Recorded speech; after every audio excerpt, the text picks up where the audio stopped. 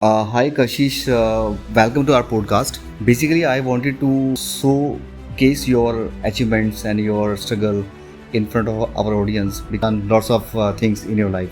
Now you're here, and I really feel very proud to see you in my podcast. So Kashish, please थोड़ा बताइए हमारे दर्शकों को कि आप के बारे में थोड़ा सा पता लगे उन लोगों को. Okay. Hi, my name is Kashish Chaudhary and I'm 20 years old. And I am deeply dive into acting and modeling. The thing is कि मैं इस चीज़ के लिए बचपन से बहुत ज़्यादा पैशनेट हूँ. खुद से सजना संवरना और रैम्प वॉक करके दिखाना मुझे बहुत ज़्यादा पसंद था.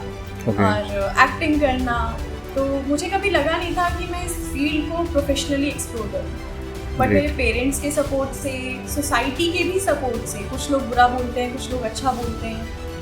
थिंग इज़ कि आप कैसे कौन सी चीज़ें आगे लेके बढ़ते हैं. तो मुझे लगता है कि मैं हमेशा अच्छी चीज़ें लेके आगे बढ़ी हूँ. तो मैं इस एक्टिंग फील्ड को बहुत ज़्यादा एक्सप्लोर कर रही हूँ और यही मेरी जर्नी है, धीरे धीरे एक्सप्लोर कर रही हूँ. थोड़ा सा मैं अंडरस्टैंड भी कर सकता हूँ बिकॉज मैंने बहुत सारी फैमिलीज देखी हैं, इंडियन कल्चर देखा है. Nobody allow to join this industry specially for girls.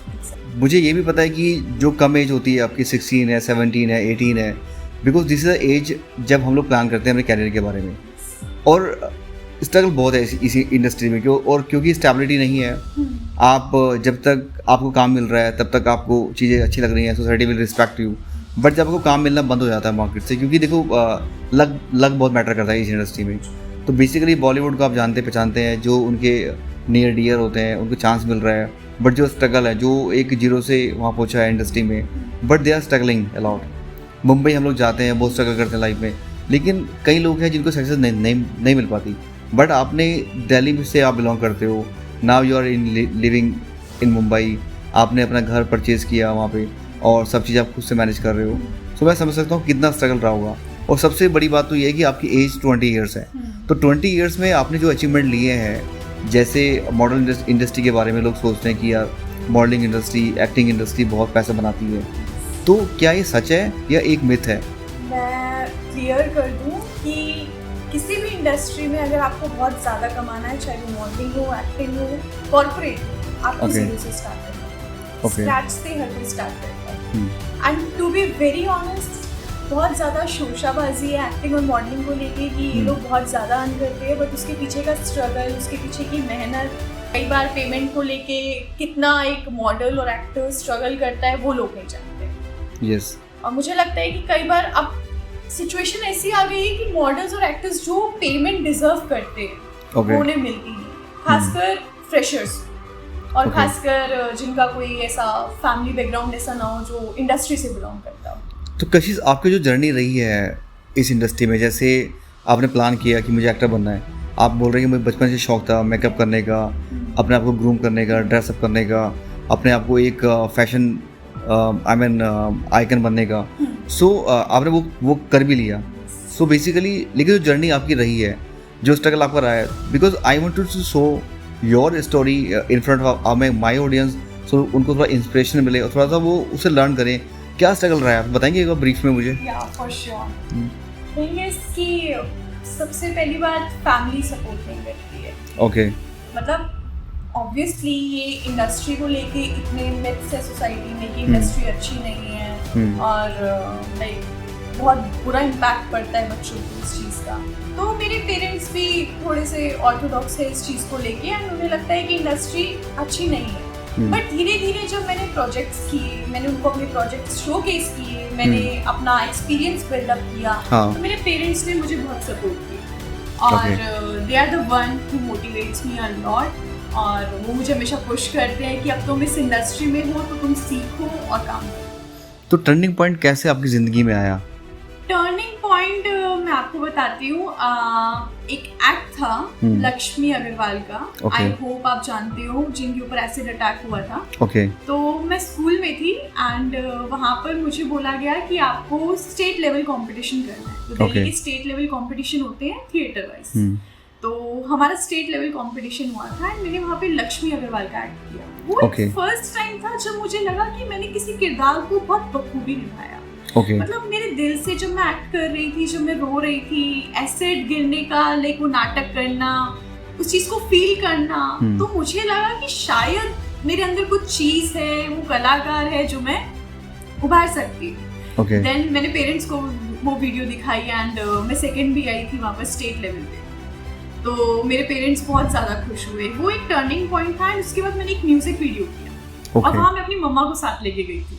मम्मा ने साथ में वो म्यूजिक वीडियो देखा कि मैं कैसे परफॉर्म कर रही हूँ ये सब। देन मुझे लगा कि मुझे अपने पेरेंट्स को बोलना चाहिए। एंड वन मोर थिंग, मैं डीयू में रेगुलर कॉलेज करने वाली थी, but my mom was the one who said कि अगर तुम्हें प्रोफेशनली एक्टिंग करना है तो तुम एक्टिंग इंस्टीट्यूट ज्वाइन करो एंड अपनी पढ़ाई साइड टू साइड फॉलो करती रहो। ओके तो कशिश, जैसे आपने मुझे बताया, बट जैसे आपने एसिड अटैक की बात करी, सो एज एन एक्टर चीज़ें आप अंडरस्टैंड कर रहे हो because you are actor, but वो जो पिन पॉइंट आपने देखा होगा, मैंने बिकॉज बहुत सारी स्टोरी देखी है कि वो लोग उस किरदार में पहले जाते हैं, फिर उसको फील करते हैं, उसके बाद उसको इम्प्लीमेंट करते हैं एंड उसके बाद दिखाते हैं। तो जब एसिड अटैक की बात हो रही थी तो क्या ऐसी कुछ घटना घटी आपकी ज़िंदगी में जो रियल में आपके पास वो इतना बखूबी उसको निभा पाए आप इन फ्रंट ऑफ कैमरा? देखो, हर लड़की मोलेस्टेशन का शिकार होती है। ओके हाँ, हर लड़की मोलेस्टेशन ये बहुत ज़्यादा आम हो गया है, हर लड़की फेस करती है। तो कहीं ना कहीं बचपन में ये सारी चीज़ें फेस करना, कहीं ना कहीं डेली लाइफ में कोई छेड़ देता है, कोई कुछ बोल देता है, तो ना उस चीज़ को डीपली समझना, और खासकर वो लड़की लक्ष्मी अग्रवाल मैम, मतलब जब उनका इंटरव्यू मैंने देखा था, उस इंटरव्यू से मैंने वो कहानी बनाई थी, एक इंटरव्यू था उनका। तो जब उन्होंने वो चीजें बताई कि कैसे वो उस इंसान को अपना भाई मानती थी, उन्होंने ही उस पे एसिड अटैक कर दिया। क्या ये रियल बात है? यस। ओके, आप सर्च करना, ये बहुत सरप्राइजिंग इंसिडेंट्स है जो आप बता रहे हो। वो उन्होंने उस पर अटैक कर दिया, और जब वो अपनी स्टोरी बता रही है, एक इंस्पिरेशन है कि उस फेस को लेके भी लाखों लड़कों को मोटिवेट करे। तो मुझे लगा कि क्यों ना एक ऐसा किरदार निभाया जाए जो सच में इतना ज़्यादा इंस्पिरेशनल और मोटिवेशनल। ओके, तो जो ये एक्टिंग प्रोफेशन है या मॉडलिंग प्रोफेशन है, सो ये क्या एक मतलब दिखावा है या एक स्ट्रगल है? आई मीन मतलब I know lots of struggle behind it, because जो लोग जीरो से स्टार्ट करते हैं इस इंडस्ट्री में उनको चांस ही नहीं मिल पाता। वो उस उम्मीद में रहते हैं कि उनको चांस मिलेगा, but they are preparing for that. अगर कोई इवेंट है या कोई मूवीज़ आने वाली है, कोई एल्बम आने वाली है, उसका प्रिपरेशन वो बहुत स्टार्टिंग से कर रहे हैं। आधे लोग आई have seen in my life old हो चुके हैं, वो उनको जो बेस्ट एक एक्टिंग का वो सपना कर ले रहे थे कि मुझे मिलेगा, बट आज तक उनको मिल नहीं पाया। तो कभी डर लगा है आपको कि आप भी सेम प्रोफेशन में आ रहे हो, बिकॉज इंडस्ट्री सेम है, लोग सेम है, स्ट्रगल करना पड़ेगा? तो किस चीज़ ने आपको इंस्पायर करा है और कैसे आपने उसे ओवरकम करा है? डर लगना एक आर्टिस्ट को बहुत जरूरी है, मुझे तो अभी भी लगता है। ओके। एंड डर जब तक लगता है ना तो आर्टिस्ट ग्रो करता रहता है, और आर्टिस्ट अपने आप को मोल्ड अप करता रहता है चीज़ों के हिसाब से। तो मुझे लगता है कि हर किसी को डरना बहुत ज़रूरी है अगर वो इस प्रोफेशन में है, क्योंकि हर चीज़ से बचना है, सीखना है, समझना है चीज़ों को। कशिश, जैसे आप मॉडलिंग प्रोफेशन में हैं एंड काफ़ी शूट्स भी करते रहते हैं आप, तो अगर कोई शूट्स मिलता है आपको 5 से 6 मिनट का, तो उसके पीछे कितनी मेहनत लगती है आपकी? वो 5 से 6 मिनट जो हम लोग स्क्रीन पे देखते हैं, उसके पीछे हमारी 12 घंटे की शिफ्ट लगती है। ओके। हमारी बॉडी स्ट्रक्चर कैसा रहता है, हमें अपनी डाइट पे ध्यान रखना पड़ता है, हमारे फेस पे ध्यान रखना पड़ता है। ऑल्सो स्क्रिप्ट क्या डिमांड कर रही है कैरेक्टर की, क्या इमोशंस चाहिए, डायरेक्टर क्या डिमांड कर रहा है, और वो जो टायर्डनेस रहती है फेस पे उससे हटाना पड़ता है। मतलब बिल्कुल हैप्पी दिखना है आपको ऑल टाइम, जो कैरेक्टर आपको दिया उसमें रहना है।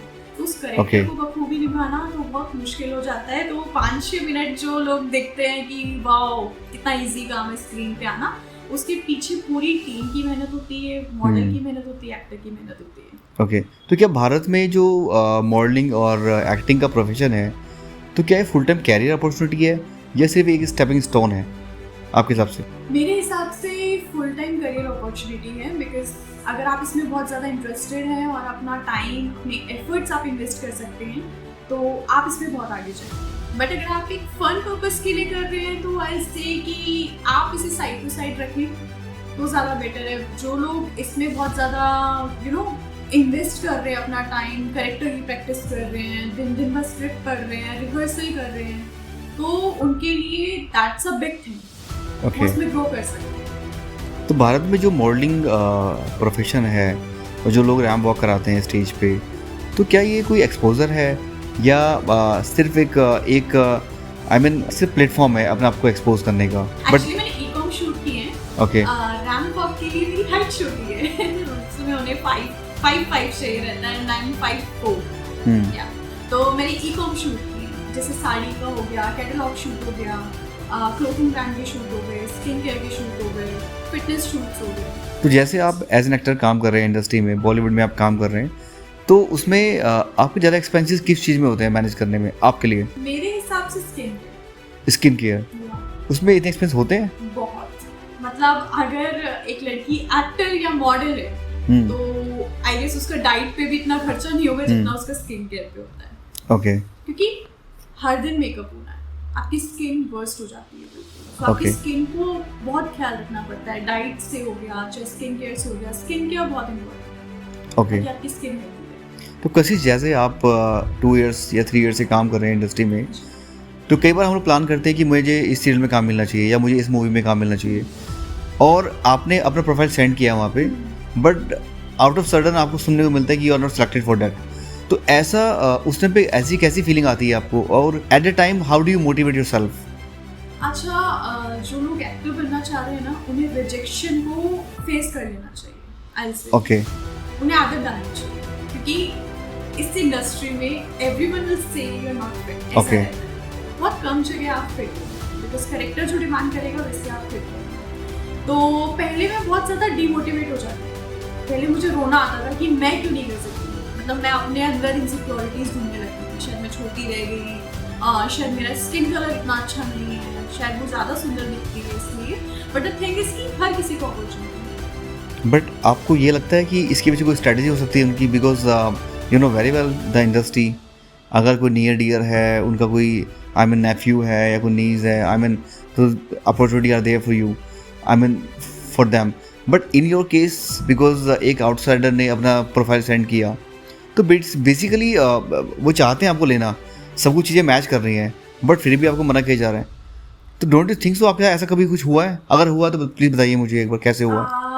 देखो, ऐसी कई बार हुआ ऐसी चीज़ें, बट द थिंग इज कि मैं नेपोटिज्म को बुरा नहीं मानती। ओके मेरा ओपिनियन ये है कि अगर कल को मेरी बेटी हुई और वो बनना चाहती है एक्टर, तो I definitely try for her. तो यही तो पेरेंट्स कर रहे हैं।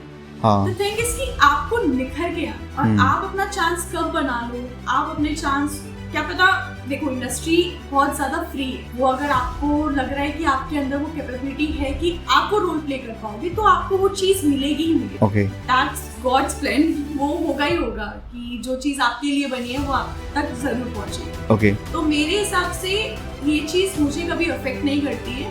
बट द थिंग इज कि हाँ, कई बार मुझे ऐसा लगता है कि कुछ नॉर्मल एक्टर्स को भी ऐसा रोल मिल जाता है जस्ट बिकॉज वो अप मार्केट दिख रहे हैं, ऐसा कुछ।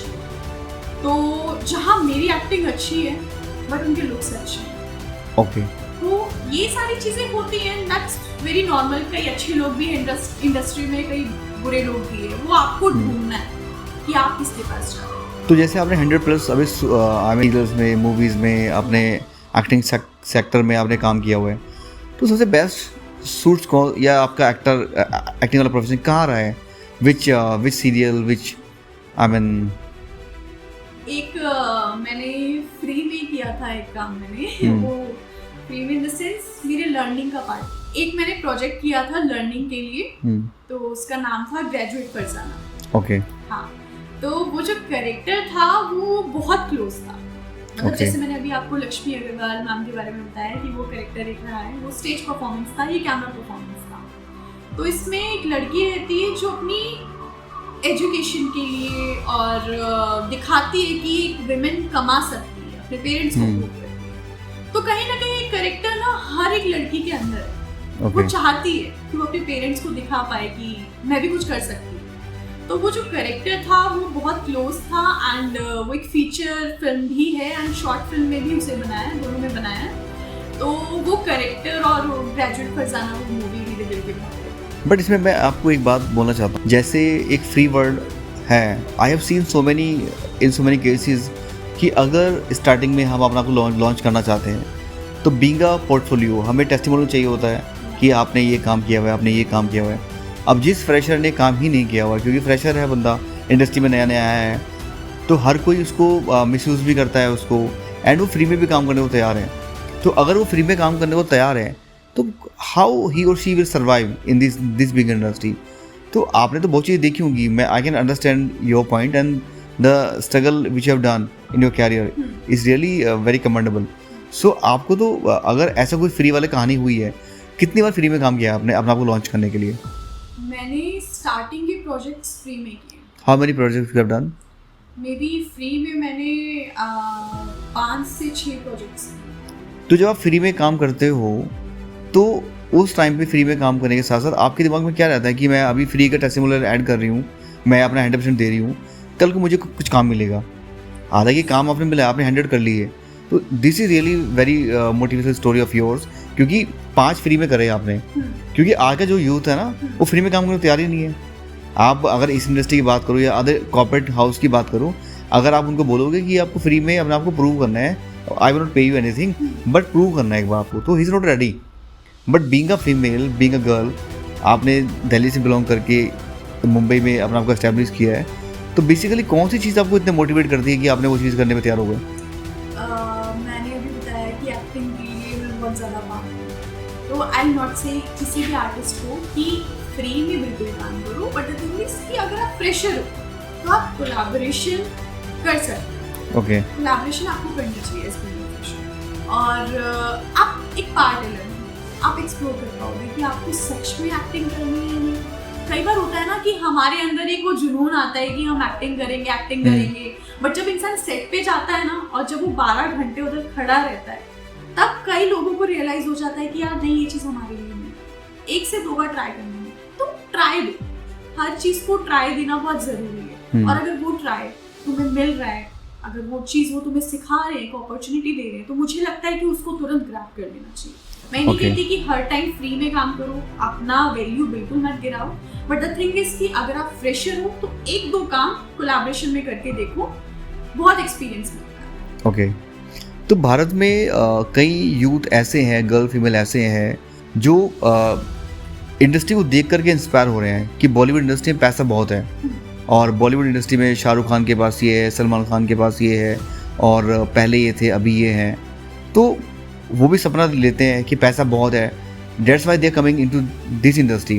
बट जो रियल में कलाकार हैं, जिनके अंदर एक जुनून है, जैसे आपने बोला कि I am very crazy for acting, मतलब you are working for your acting because you are thinking it is in your soul कि मुझे एक्टिंग करनी ही करनी है। सो बट जो यूथ आज के डेट में प्लान कर रहा है कि मुझे पैसे की वजह से वो ज्वाइन कर रहा है इंडस्ट्री को, सो क्या लगता है आपको कि they would be successful in this industry और they will defeat in their career? इस चीज़ पे मैं जज नहीं करूँगी किसी को, बट द थिंग इज कि अपनी क्राफ्ट, अगर आप किसी चीज़ से अर्न भी करना चाहते हो, तो आपको अपनी क्राफ्ट बहुत अच्छी बनानी है।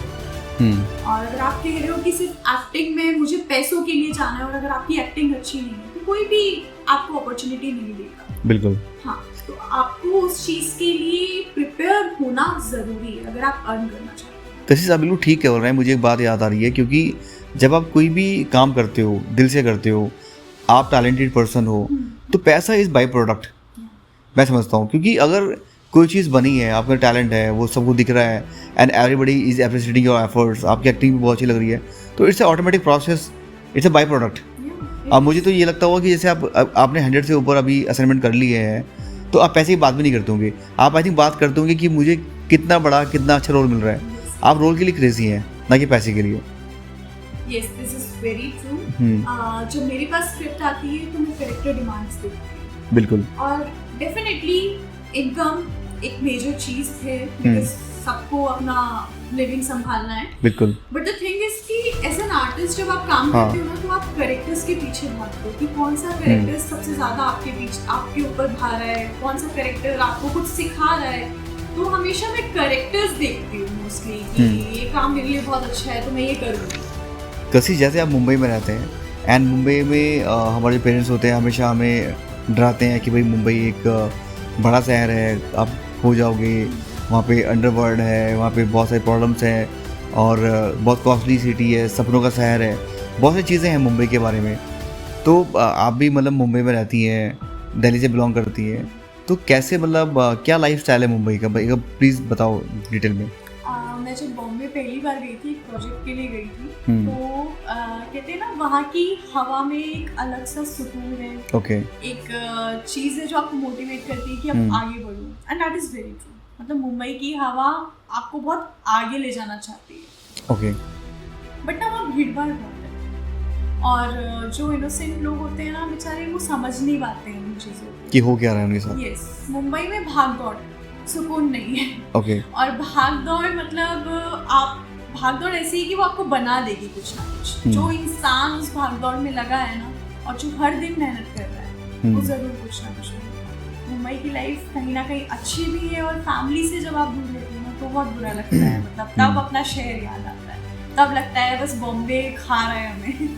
पर वही है कि जब आप अकेला रहना सीख जाते हो, आप सारी चीज़ें मैनेज करना सीख जाते हो, तो बॉम्बे बहुत अच्छा है, लड़कियों के लिए बहुत अच्छा है। तो जब आप अकेला फील करते हो, मैं समझ सकता हूँ कि अकेले रहने की बातें क्या होती हैं जब आप स्ट्रगल फेज में होते हो। तो आई मीन जब आपने फील करा, पेरेंट्स को याद कर रहे हो अकेले होने पे, क्योंकि कई बार हमेशा तो काम होता नहीं है, क्योंकि काम के साथ साथ आपको फिर एक लाइफस्टाइल भी चाहिए, आपको एक हंसी भी चाहिए, खुशी भी चाहिए। तो आप क्या करते हैं जब आप पेरेंट्स को मिस करते हैं तो? मैं ना अपने पेट्स को सबसे ज़्यादा मिस करती हूँ। Okay. पेरेंट्स से भी ज़्यादा पेरेंट्स को मिस करती हूँ, बट सबसे ज़्यादा मुझे मेरे पेट्स की याद आती है। ओके। तो मैं हमेशा मोस्टली वीडियो कॉल कर दिया करती हूँ, कभी भी उठा के। कभी मेरे को रोना आ रहा होता है तो मैं चुपचाप रोती हूँ, कुछ ना कुछ डायरी में लिख लेती हूँ कि कोई नहीं, कशिश हो जाएगा। मेरे को होम सिकनेस है।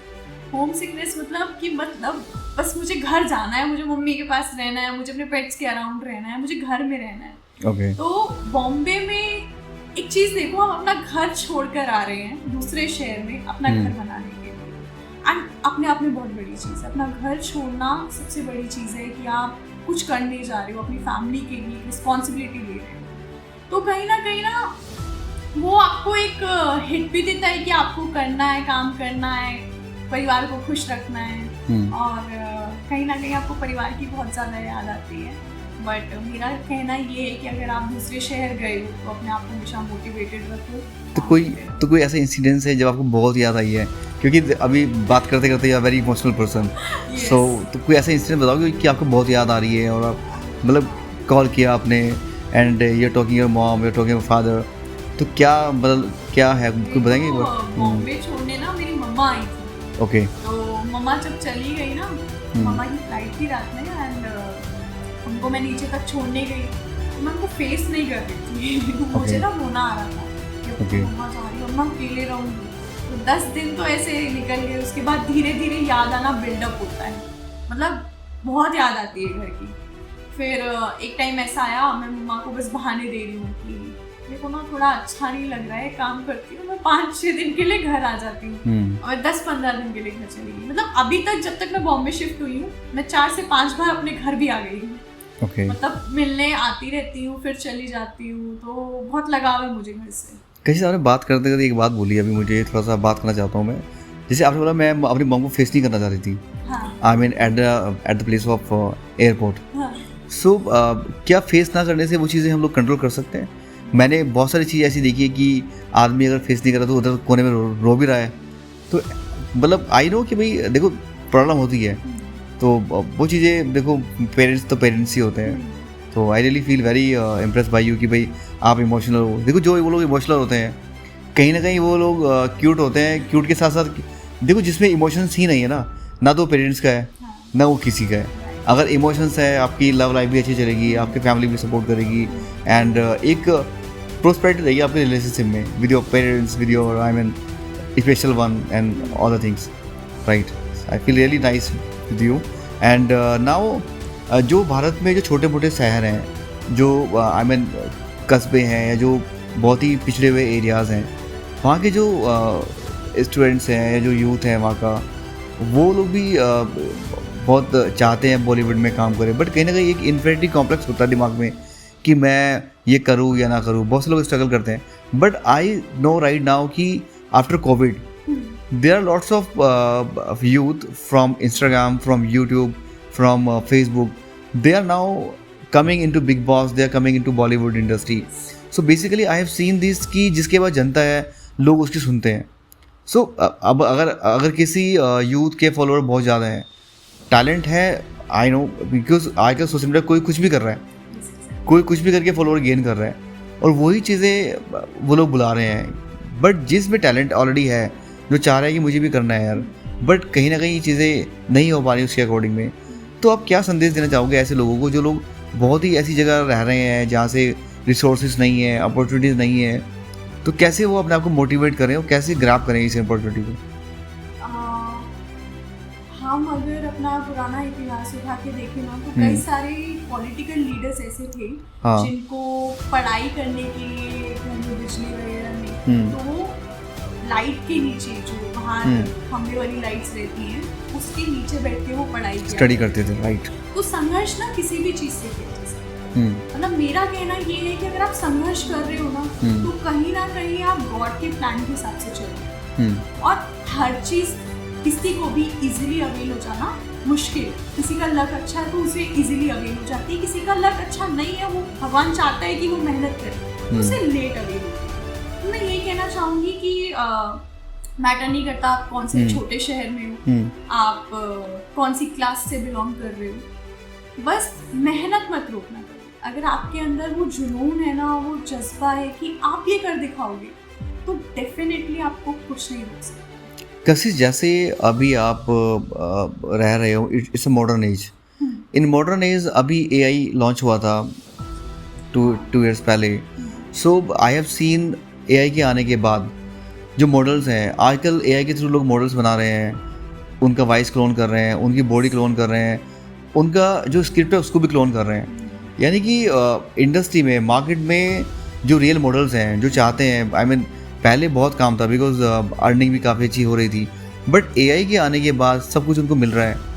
एक आर्टिफिशियल मॉडल मिल रही है, वॉइस मिल रही है, स्क्रिप्ट मिल रही है, और वो चीज़ें वायरल भी हो रही हैं. सो कितना इम्पैक्ट पड़ा एआई के आने के बाद इस इंडस्ट्री के ऊपर, सूट्स के ऊपर स्पेशली, क्योंकि I have seen in so many case, जितने भी कॉर्पोरेट हाउस हैं, जितने भी एमएनसी कंपनीज हैं इंडिया में, इंडिया के बाहर, they use to hire models for their ad purpose. तो अगर आप देखोगे, तो अगर आप 2 years पहले की बात करोगे, 3 years पहले की बात करोगे, उस वक्त में रियल मॉडल्स काम करती थी in their ad. But right now this technology has come in India and in the world also. So this has been, I mean this technology has replace real model. So कितना impact पड़ा आपके profession के ऊपर और आपकी earning के ऊपर AI के आने के बाद? आई से कि हार्ड वर्क से ना लोग अब थोड़ा हाथ छुटा रहे हैं, मतलब उन्हें स्मार्ट वर्क ज़्यादा पसंद आ रहा है. तो वो एआई की तरफ बढ़ रहे हैं. And it's not a wrong thing कि अगर उन्हें अपना बिजनेस ग्रो अप करना है तो एआई को यूज़ कर रहे हैं, ऐसे प्लेटफॉर्म्स को यूज़ कर रहे हैं जहाँ उनका इन्वेस्टमेंट बच रहा है.